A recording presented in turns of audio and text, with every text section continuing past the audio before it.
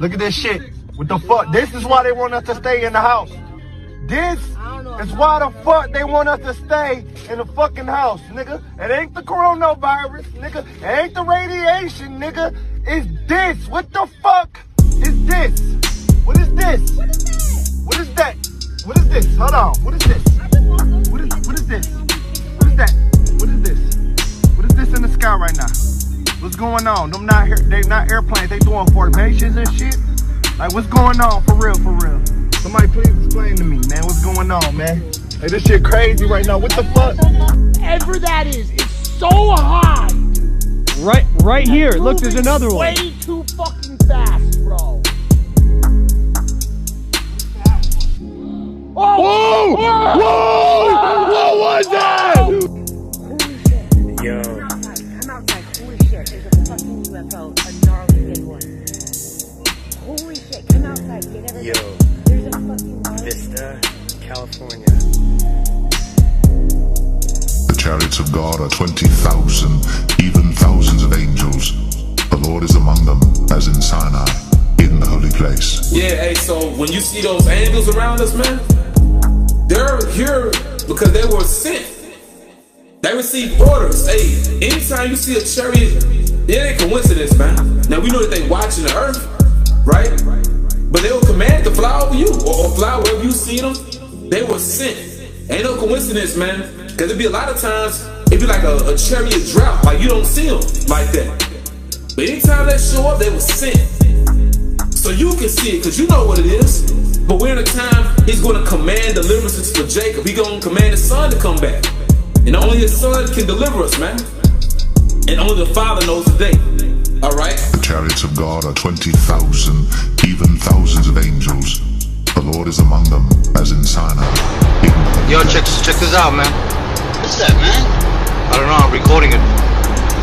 That's not a plane, is it? No way, what's that flashing thing? It's way too big. It should look like it's coming towards us, bro. Whoa! Yo! Where's it? Outside!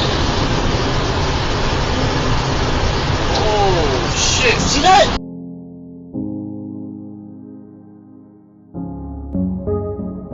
In early November of 2004, a naval strike group led by the aircraft carrier the USS Nimitz was conducting pre-deployment exercises about 100 kilometers southwest of San Diego. Starting around the 10th of November, radar technicians aboard a guided missile cruiser, the USS Princeton, were puzzled by a series of unidentified radar tracks near San Clemente Island. The tracks did not resemble any known aircraft and would sporadically appear in groups of 5 to 10 at a time. Suspecting a malfunction of some sort, the recently upgraded Spy-1 radar system was taken offline and recalibrated. Once the system was brought back online, however, the tracks had only become sharper. Among those on board were Senior Chief Operations Specialist Kevin Day, who was an expert on the Spy-1 radar system and had 18 years worth of experience at the time of the incident. Day observed firsthand how these unknown targets alternated between slightly strange and physics-defying maneuvers. Sometimes a cluster of tracks would appear out of nowhere and slowly drift south. They were flying too high to be birds, too slow to be conventional aircraft, and did not follow any commercial airways. Other times they would seemingly descend from space and drop all the way down to sea level in mere seconds. These phenomena continued for several days, and every time they reappeared, the crew would run up to the bridge and use a pair of heavily magnified binoculars to see these tiny specks moving erratically in the distance. On the morning of November the 14th, the crew on board the USS Nimitz were gearing up for a scheduled air defense exercise. They had not yet been informed of the unusual returns picked up by the Princeton. It was a cloudless day, and the sea was calm as pilots took to the skies.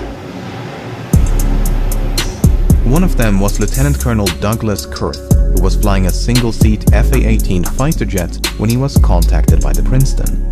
He was instructed to investigate an unknown target approaching from the south. The Princeton also wanted to know if he carried any weapons, to which the answer was no. Kurth made his way to the specified coordinates but did not pick up anything on sensors. As he looked down towards the ocean, however, his attention was immediately drawn towards a turbulent patch of water. Kurth claims to have seen a roundish disturbance on the ocean, which appeared as though something was submerged just below the surface. It reminded him of a submarine or ship slowly sinking into the ocean. The Nimitz strike group did include a nuclear-powered submarine named the USS Louisville. The Louisville was in the vicinity when Kurth made his observations, so the churning may indeed have been caused by a submerging submarine. If not, then whatever was in the water managed to evade detection by the Louisville's extremely sensitive sonar. Kurth was soon joined by a squadron of 2 tandem-seated F-18s, the lead aircraft of which was piloted by Commander David Fravor. Much like Kurth, Fravor claims to have seen a disturbance on the ocean, which he described as having a vaguely cross-like shape. He thought it resembled a downed airliner and described its size as much larger than a submarine. While Kurth eventually circled back for the Nimitz, Fravor and his wingman decided to get a closer look. As they began their descent, they noticed a white, capsule-shaped craft moving erratically above the disturbance. At first they thought it could be a helicopter, but there were no rotor blades. In fact, it was perfectly smooth. No markings, no exhaust, no protrusions of any kind. The UFO appeared to maintain a consistent altitude, but made rapid lateral movements with no visible means of propulsion. According to Fravor, it was a bit smaller than an F-18 and resembled a giant mint of Tic Tac. As Fravor continued to descend, his wingman decided to maintain altitude and kept watching from above. Flying in a spiraling downward motion, Fravor was getting closer and closer until suddenly the UFO realigned its axis and began to climb at an incredible rate of speed. Both of them were now flying in a circle. The UFO was coming up while the F-18 was going down. In an effort to close the distance between them, Fravor made a final aggressive turn before the UFO rapidly accelerated up to hypersonic speed and disappeared in a matter of seconds. As they looked down towards the ocean, it was now perfectly calm. Okay, but what about the video? Well, so Fravor and his wingman made it back to the Nimitz. They landed and ran into a different flight crew preparing to head back out. They told them what they had seen and to be on the lookout for anything out of the ordinary. Soon thereafter, another tandem-seated F-18 took to the skies. This time, it was outfitted with an advanced targeting forward-looking infrared camera system. This ATFLIR pod is controlled by the weapons systems operator seated behind the pilot, and the backseater of this flight was Lieutenant Chad Underwood. A few minutes after departing the Nimitz, Underwood detected something on his radar. The unknown target was directly ahead, a few tens of kilometers away. The target's behavior was erratic and unpredictable. Its altitude and airspeed were in constant flux. According to Underwood, it simply did not abide by the known laws of physics. At some point, Underwood managed to get a lock on the target with the ATFLIR camera, and this is when the much publicized video was recorded. At the beginning of the video, we see a UFO being tracked in infrared. Underwood then switches to visible light, revealing an out-of-focus rounded mass in the distance. He then switches back to infrared and alternates between 2 different zoom levels on multiple occasions. Not much happens until the very end of the video, when the UFO suddenly disappears off to the left-hand side of the screen. As the target was too far away to be seen with the naked eye, neither Underwood nor his pilot ever made visual contact. The Princeton continued to detect anomalous radar tracks for at least 2 more days, and according to Senior Chief Day, they eventually disappeared near the Mexican island of Guadalupe. Yeah, hey, so when you see those angels around us, man, they're here because they were sent.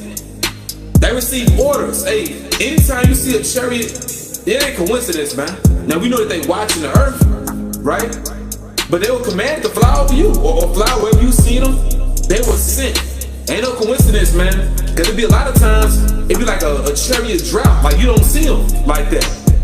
But anytime they show up, they were sent. So you can see it, cause you know what it is. But we're in a time, he's gonna command deliverances for Jacob. He's gonna command his son to come back. And only his son can deliver us, man. And only the Father knows the day. Alright? But of that day and hour knoweth no man, no, not the angels of heaven, but my Father only.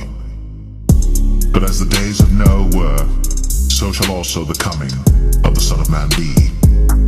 Whereas in the days that were before the flood, they were eating and drinking, marrying, and giving in marriage, until the day that Noah entered into the ark, and knew not until the flood came, and took them all away.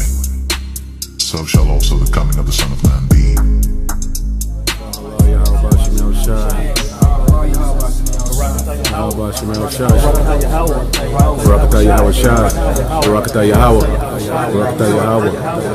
Yahweh Shai.